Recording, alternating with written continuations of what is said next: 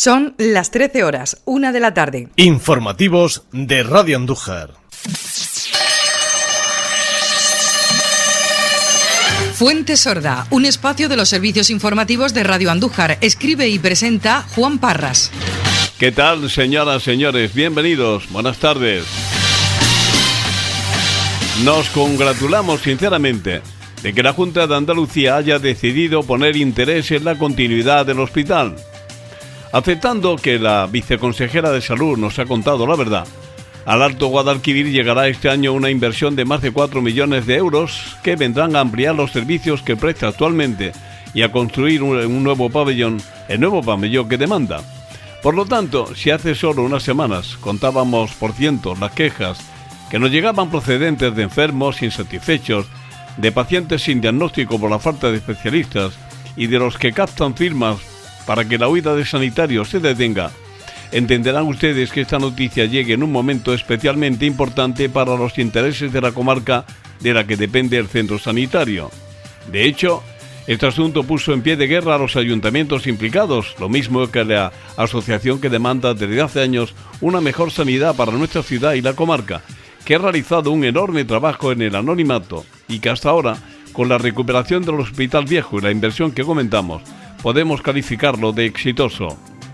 Las declaraciones de la viceconsejera, pues, llegan en el momento adecuado, evitando que las desavenencias entre el hospital y los pacientes lleguen a más y, sobre todo, que a los profesionales que en el centro trabajan se les aporte la seguridad laboral que vienen demandando desde hace años, que significa, porque no solo la llegada de dinero para su ampliación, que también, sino que previamente, solo unos días antes, vino a decirnos que en cuanto mejore la situación de la pandemia y la Junta pueda dedicarse a trabajar por la mejora del hospital, este pasaría a depender del Servicio Andaluz de Salud, con los beneficios que conlleva esta decisión para quienes justificadamente se quejaban de falta de atención por parte de la Consejería.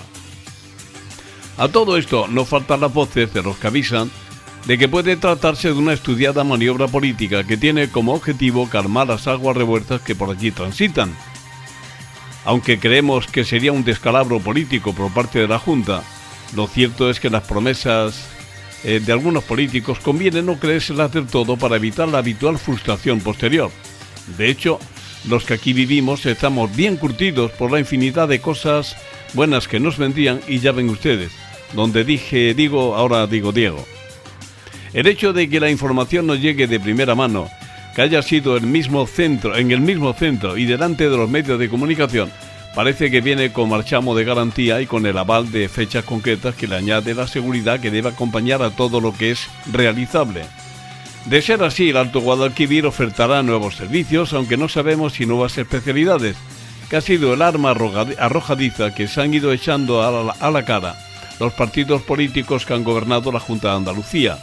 Entre nosotros, que hemos visto pancartas, panfletos y manifestaciones varias recorriendo la ciudad con ese objetivo, lo que nos extraña es el misterioso silencio que guardan los que exigen mejores servicios del hospital cuando gobierna, como si cuando ellos llegan al poder se acabaran los problemas de salud en nuestra comarca. Es el más antiguo, que tiene la misma edad que el centro sanitario. Por cierto, es la unidad de diabetes, que ha estado vigente hasta que la persona que lo exigía lo dejó por imposible. Antes, ruedas de prensa por cientos, manifestaciones casi semanales y colocación de enormes pancartas en las calles principales. Ahora, silencio. Y que sepamos, los enfermos diabéticos no han descendido, lo que vendría a justificar su no implantación. Al contrario, han aumentado significativamente al tiempo que sus necesidades de atención y seguimiento. De nuestra parte, la promesa de que haremos el seguimiento que exige noticias de tanta importancia. Les iremos contando. Gracias, buenas tardes, hasta mañana. Saludos, gracias como siempre por su compañía. Es el tiempo para la información, una cita en Radio Andújar que, como es habitual, comenzamos destacando de manera breve los temas de los que hablamos a continuación. Son estos. Después de varias jornadas iniciando los informativos hablando de incidencia acumulada cuando hablamos de coronavirus, de pandemia, incidencias que suben, hoy hablamos de un ligero descenso. Andújar no sumó ayer ningún positivo. Noticia también en torno a la pandemia que la Agencia del Medicamento ha dado luz verde a la vacuna de Johnson & Johnson para que sea administrada en la Unión Europea. Entrevistamos a Enrique Gómez para ampliar información sobre la exposición de la Virgen de la Cabeza que se puede visitar en Casa de Cultura y también para hablar sobre la revista Mirando al Santuario. Con el cronista hemos conocido también otros momentos de la historia de Andújar, en la que se suspendió la romería. Alma Cámara, concejala de Educación, ha presentado los cursos gratuitos online sobre robótica y programación de videojuegos que impulsa su concejalía. Vamos a completar repasando la agenda del día. Comenzamos. Les decíamos en titulares que llevábamos días hablando de incidencias acumuladas varias que subían a nivel andaluz, a nivel provincial, a nivel de los municipios a los que hacemos seguimiento. Hoy podemos decirles que tenemos que hablar de una leve bajada. Bueno, tan leve porque a nivel provincial hemos pasado de 364,6 a 364,3. Algo es algo. Hemos sumado la provincia de Jaén 115 nuevos positivos, 127 personas curadas y lamentablemente 3 fallecimientos. Descenso en la incidencia acumulada también a nivel andaluz. El día 19 teníamos 263,7 casos por cada 100.000 habitantes, 259,2 al día de ayer.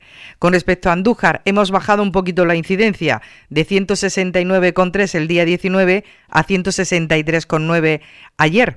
No hemos sumado, la Junta de Andalucía no nos reportó ayer ningún dato positivo, nos referimos a ningún contagio, sí 2 personas curadas. Lopera añadió también una persona curada, su incidencia se mantiene en 273,8. Sube la incidencia en Porcuna de 454,8 a 471,1, añadiendo 2 positivos. No añade cifras Torredonjimeno, que mantiene su incidencia a 110, no altera cifras Cazalilla, que mantiene su incidencia a 0. Fuerte del Rey suma 2 positivos más y sigue sumando en incidencia acumulada de 1.180,8 a 1.328,4 casos por cada 100.000. Mengíbar, que ha estado mucho tiempo a 0, ha pasado su incidencia de 10 a 50, añadiendo 4 positivos y una rectificación que ha hecho la Junta, que había añadido una persona curada más el día anterior, la ha restado y la ha pasado a fallecimientos. Le ha sumado un fallecimiento más a esta localidad. Torre del Campo ha sumado 2 positivos y 2 personas curadas. Su incidencia ha bajado de 219,2 a 205,1. Algo es algo. En el caso de Arjona, que añade un positivo, sube su incidencia de 90,7 a 108,8. También Arjonilla se estrena nuevamente en la curva de contagios, añadiendo un positivo y pasando su incidencia de 0 a 28. A 0 sigue la incidencia en La Higuera. Marmolejo la mantiene a 59,1, sin cifras. Villanueva de la Reina la mantiene a 98,7, sin cifras. Linares, que suma 23 positivos más, 14 personas curadas y un fallecimiento, sube de nuevo su incidencia de 906,7 a 924,1. Jaén suma 29 positivos más, 12 personas curadas, un fallecimiento, sube también su incidencia de 183,6 a 193,3 y sube también la de Martos de 299,9 a 304, sumando 4 positivos y 37 personas curadas. También tenemos datos que tienen que ver con las hospitalizaciones al día de ayer en la provincia, 133, de las que 16 están en UCI, y recordarles que al menos 22 municipios de nuestra provincia siguen con la incidencia por encima de 500 casos por cada 100.000. El bando de la alcaldía recordaba que estos municipios de nuestra provincia cerrados perimetralmente tienen prohibido cualquier tipo de movimiento y por lo tanto tienen prohibido venir hasta el santuario el próximo fin de semana. Otra noticia que también queremos destacar nos llega de la Agencia del Medicamento, que desde ayer por la tarde considera que el balance de beneficio y riesgo con la fórmula de Johnson & Johnson sigue siendo positivo y los países europeos van a iniciar así el proceso de vacunación con Janssen, que ese es el nombre de la vacuna de Johnson & Johnson. Da luz verde a esta vacuna porque haya un posible vínculo con casos muy raros de trombos y así se va a especificar.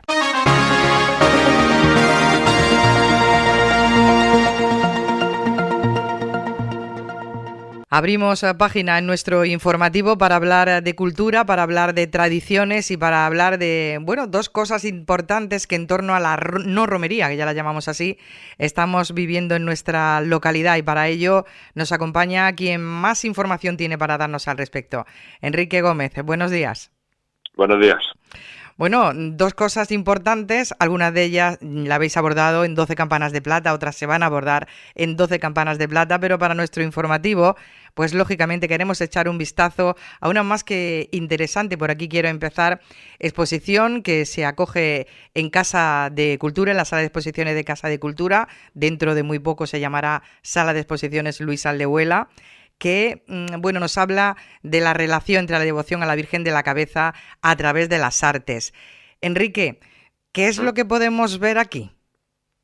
Pues mira, aquí podemos ver pinturas que son reproducciones fotográficas de distintos cuadros que existen también en diversos puntos de la geografía andaluza, por supuesto en Andújar, y unos pertenecen a colecciones de iglesias y el santuario, por ejemplo, y también otros a particulares, ¿no?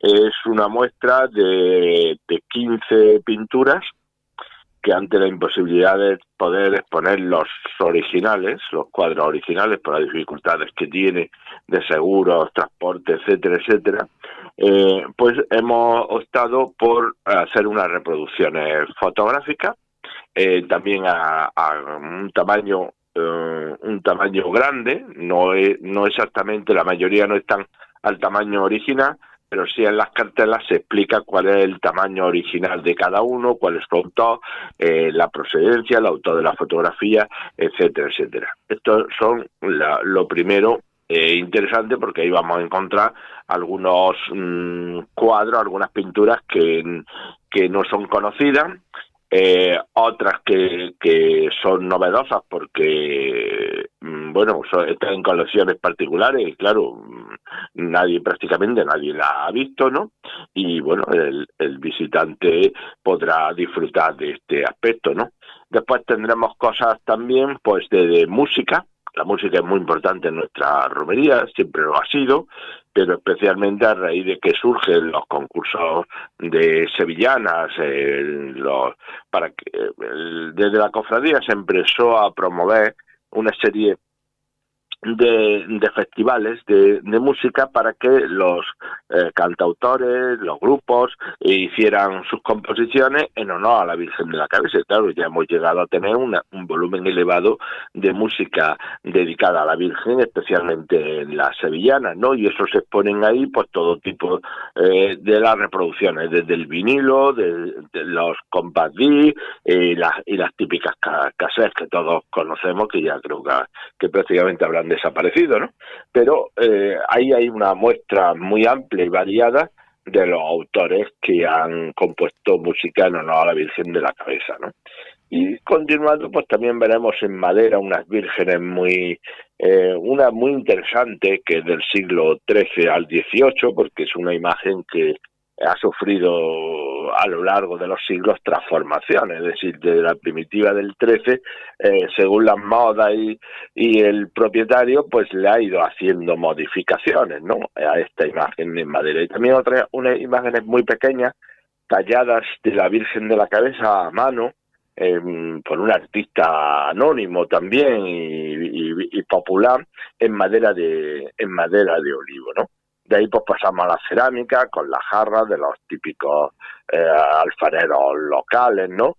Pedro López actualmente, Mezquita, Manolo Espósito y alguno más. Y después están los pitos de la romería, tan tradicionales de nosotros, pues también de alfareros tan conocidos como Pedro Castillo, José Ramírez, ¿no? También hay la maqueta de lo que es la jamuga hoy día, que está en la Plaza de la Autonomía, en bronce. Y después también pues una seda donde se representa a la Virgen de la Cabeza.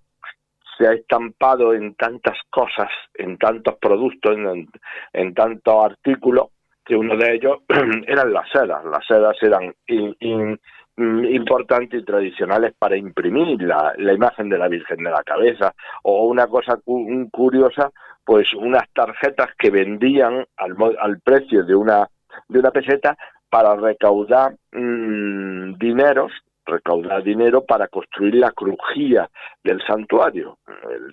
La parte, digamos, si la miramos de enfrente, el lado izquierdo, que hasta la década de los 60 los padres trinitarios no lo hicieron para coger el seminario suyo menor. Y entonces, lo curioso de este tipo de tarjeta limosna era que se daba al comprador un pequeño resto del manto que la reina Isabel II había regalado con motivo de la visita a Andújar en 1862.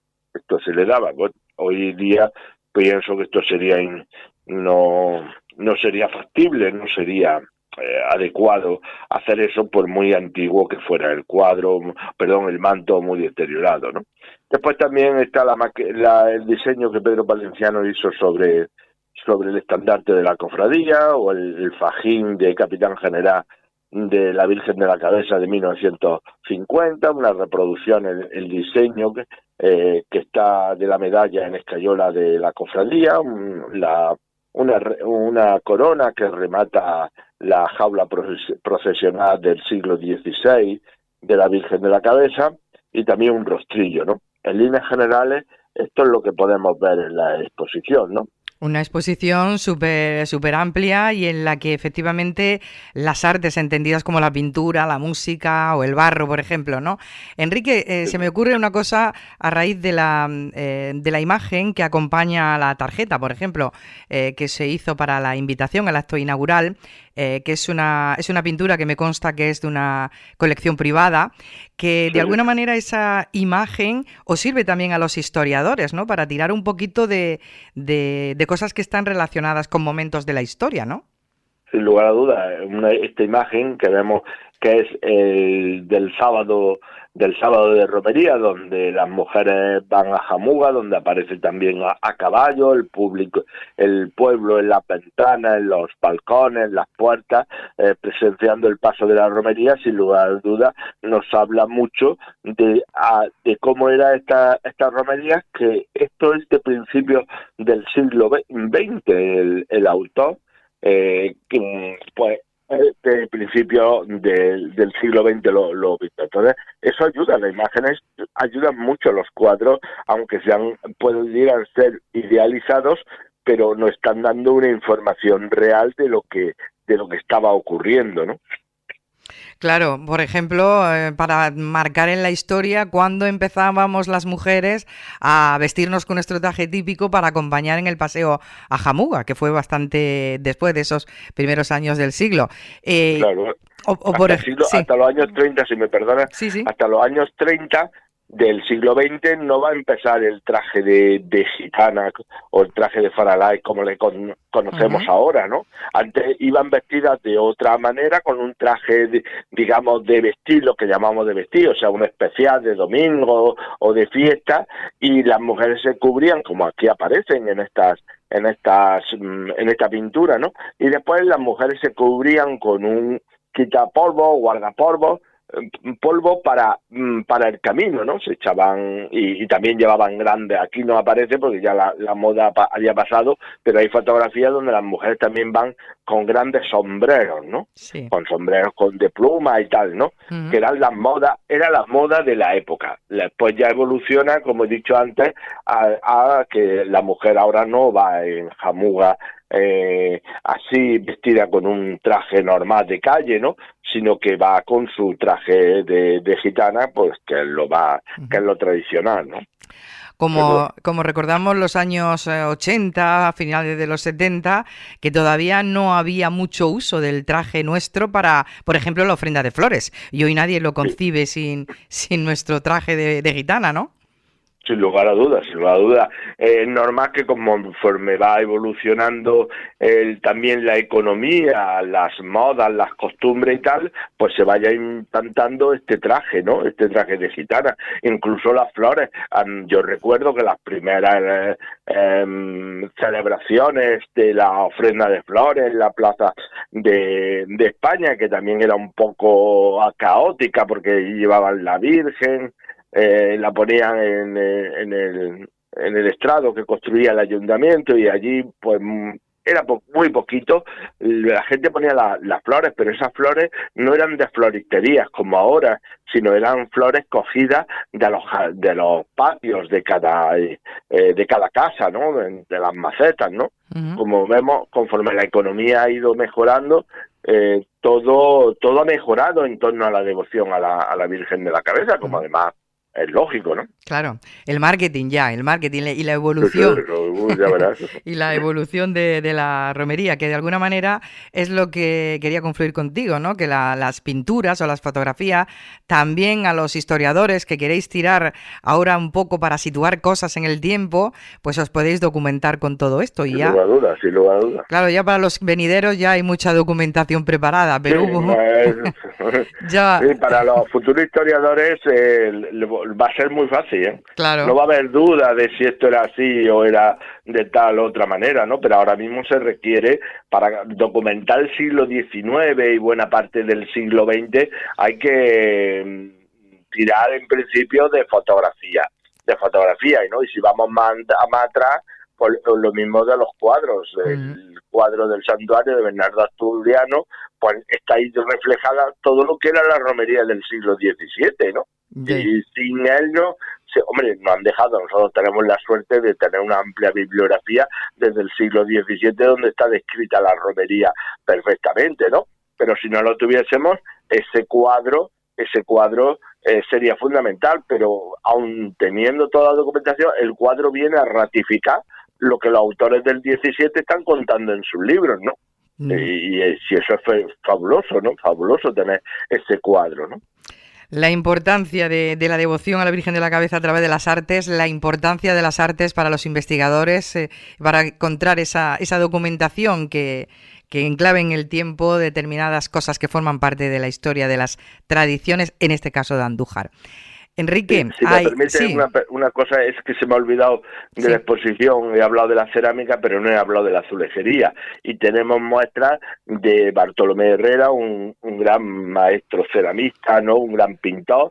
Tenemos de Pedro Palenciano Ruiz, que no puede faltar, otro ejemplo más coetáneo a nosotros, y también de Francisco Hoyosán, también un artista del azulejo impresionante. También esto se podrá ver en la exposición. Disculpa. Sí, no importa, al revés, te lo agradecemos porque así es más información que damos a la ciudadanía para que sepa la cantidad de cosas interesantísimas e importantes que están en la sala de exposiciones, ya vamos a llamarla Luis Aldehuela, de Casa de Cultura, Sí, que está... muy acertado el nombre. Hasta el 31 de mayo, así lo recordamos, se puede visitar. Bueno, eres también alma de la 35 edición ya de la revista Mirando al Santuario, que se ha presentado y está visto ya, Enrique, que lo digital también es importante tenerlo en cuenta, ¿no? A la hora de difundir, y más en tiempos de pandemia. Por supuesto, ahora es fundamental los medios, a través de los medios de internet, todo esto, el WhatsApp y todo, es una manera excepcional de poder distribuir esto como tú bien dices, ¿no? Y eso estamos haciendo, ¿no? Y eso estamos haciendo, además de tener la revista físicamente, ¿no? De poder tenerla físicamente en las manos, ¿no? Hoy día los medios creo que contribuyen mucho a divulgar, a conocer mucho mejor toda la devoción a la Virgen de la Cabeza y toda esa cultura que encierra nuestra devoción, porque como yo digo, esta revista es la fe en Nuestra Señora de la Cabeza hecha cultura, ¿no? Que ambas cosas se necesitan, tanto la fe como la cultura se necesitan una a otra, ¿no? Para ese mejor conocimiento de todo lo que supone la Virgen de la Cabeza, ¿no? Desde luego que sí. ¿Cómo podemos, porque sabemos que a través de 12 campanas de plata vais a dar todos los detalles de este 35ª ya edición de la revista Mirando al Santuario, pero además de ser una revista histórica, por ser de nuevo parida en año de pandemia, ¿qué destacarías de ella? Mira, bueno, pues destacaría el esfuerzo que la cofradía ha hecho por sacar adelante esta revista este año, ¿no? Por las circunstancias que vivimos, y el agradecimiento a los anunciantes y a los colaboradores por seguir,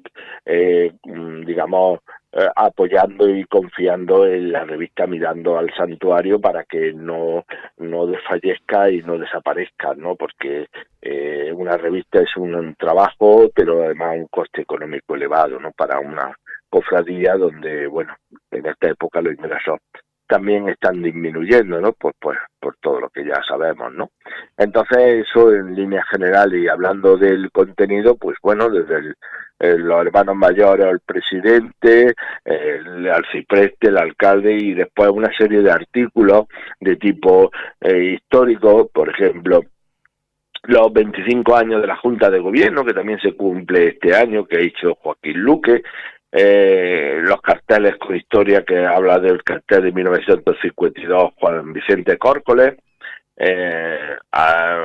apuntes sobre la romería de la Virgen de la Mesa del año 41 de José Luis Pantoja, que es el primer año que después de la Guerra Civil hay romería, ¿no? Y que traen a la Virgen de la Cabeza, una Virgen de la Cabeza de Arjonilla, la llevan al santuario para esa misa. Ya se ve como el santuario se está reconstruyendo, ¿no? Ese es un importante. El monumento al peregrino de José Carlos González, o la Virgen de la Cabeza en el acueducto de Segovia, que mucha gente yo creo que no lo sabía, que escribe José Domínguez Escudero, o un artículo, por decírtelo por orden, el que yo hago sobre un reglamento de 1869 entre las relaciones entre la cofradía y el santuario. Yo a veces creo que echo de menos ese reglamento, ¿no? Ahí estaba regulado cómo se debían de cumplir una serie de normas entre el rector del santuario. Entonces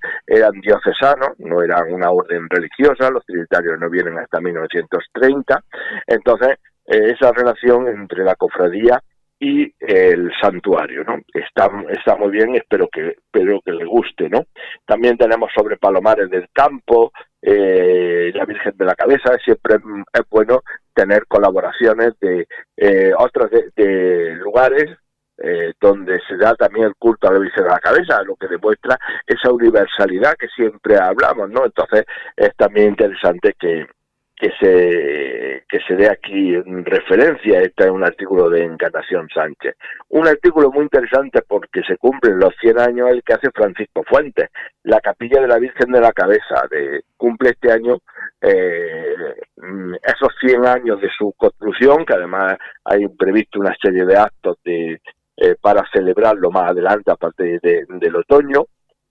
También la Rafa Peana de Nuestra Señora de la Cabeza, de Tomás de Jesús, pues también nos trae, este es un historiador de arte que se incorpora a la revista y que nos aporta esa ráfaga y esa peana, nos explica que fue la antigua, etcétera, etcétera, que después se incorporó tras la guerra se incorpora a la iconografía de la Virgen de la Cabeza actual, ¿no? Los trinitarios en el santuario del Padre Francisco Adán.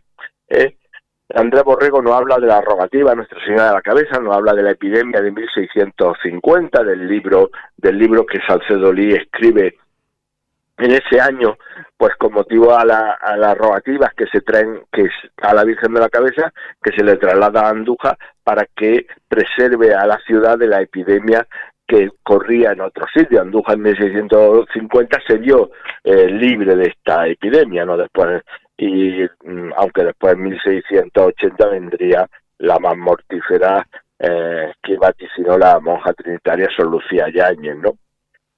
También Pedro Palenciano habla del manto de la recoronación que se hizo en el taller del Leopoldo Padilla Viz.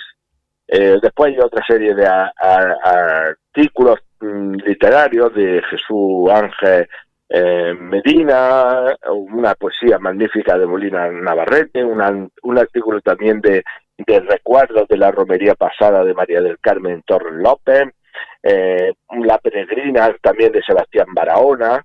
Esta nos habla de la imagen que en Mengiba hay sobre la Virgen de la Cabeza, que tiene la cofradía, y que la utilizan también en actos para los niños, para la celebración, etcétera, etcétera, ¿no?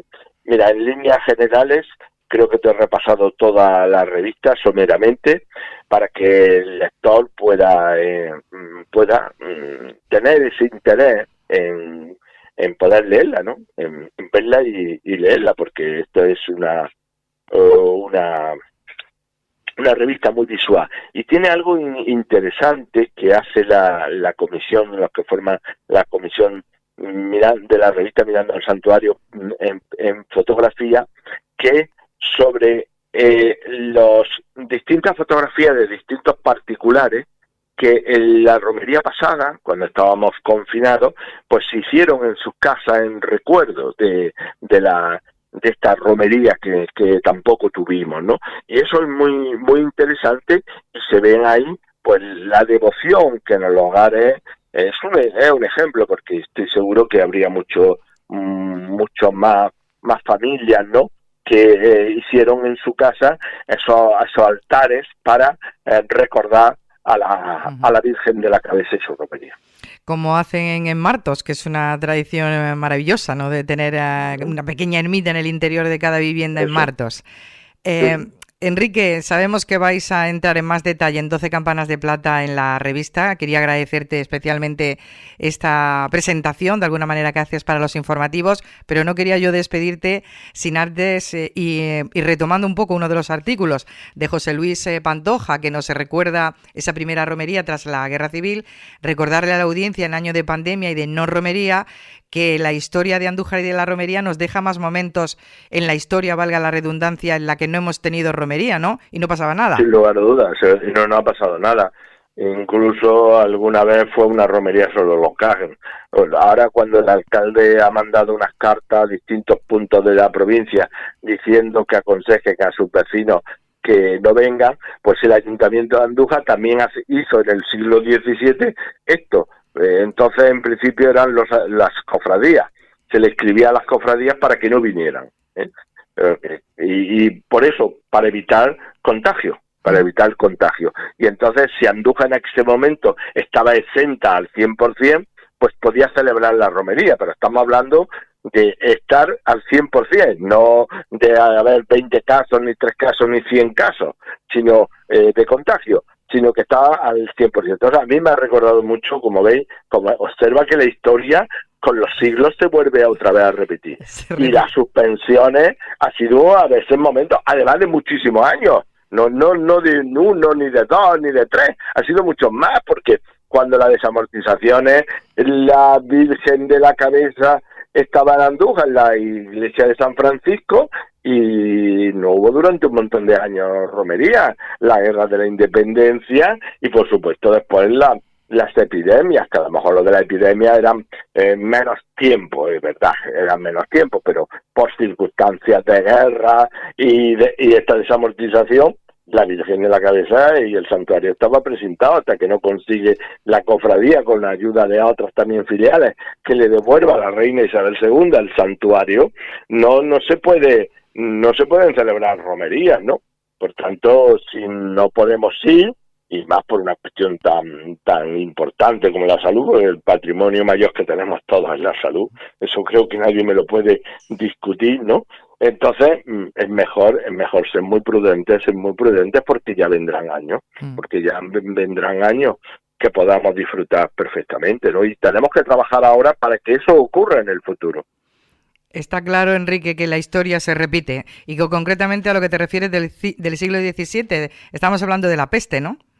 Sí, claro, de la peste bubónica, que era de lo que más se daba por aquella época, ¿no? Pues también hubo otra epidemia en el siglo XIX, que también hubo su suspensión de romerías, ¿no? Pero lo que hablamos del 17, 16, 17, eso era desde la peste, lo que llamaban peste negra, pues eso era peste bubónica. y evitar contagios. Justamente eso es lo Eso que, sí. lo que se Esa es la clave. la clave y la clave también de este año. La historia se Sí. repite.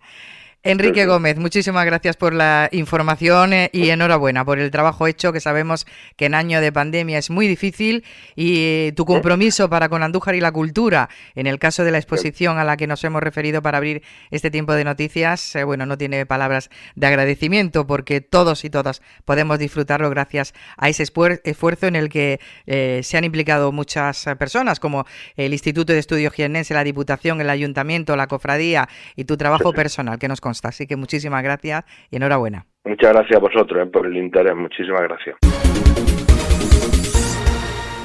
Y algo más, Alma Cámara, concejala de Educación, ha presentado los cursos de robótica y programación de videojuegos organizados por su área, una iniciativa formativa gratuita que se va a desarrollar online, dirigida a la población interesada entre 8 y 18 años. Estos cursos suponen una introducción a estas materias punteras y están desarrolladas con una metodología, lenguaje y actividades adaptadas a cada una de las edades. La impartición de los cursos será de forma online y cuentan con multitud de vídeos explicativos para guiar al alumnado al uso de diversas herramientas para aprender a programar, a diseñar robots y a crear videojuegos. El profesorado resolverá las dudas y dificultades que puedan surgir y ofrecerá apoyo al alumnado. Unos cursos que ya están disponibles hasta el 1 de septiembre.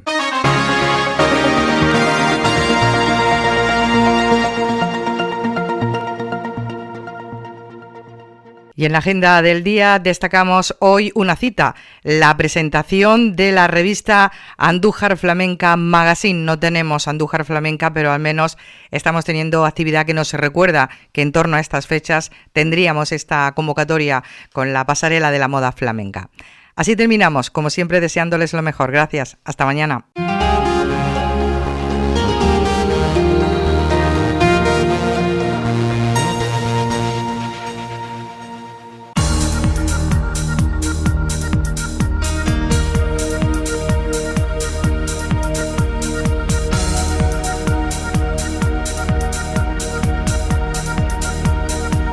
Radio Andújar, profesionales al servicio de la información.